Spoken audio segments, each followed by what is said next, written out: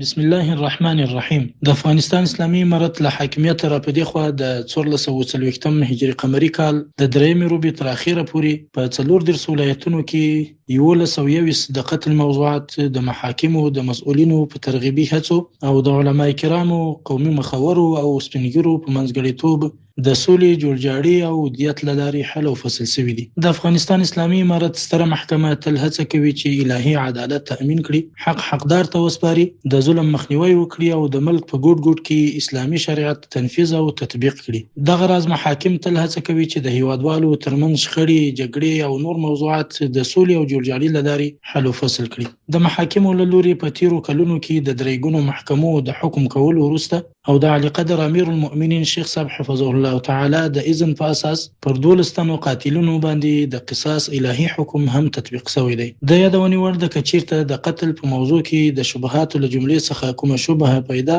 او یا هم موجوده شي، شرعاً قصاص ساقطیږي او موضوع دیت اخیستلو یا هم سولې کولو ته راجع او له دې لارو څخه حل کیږي.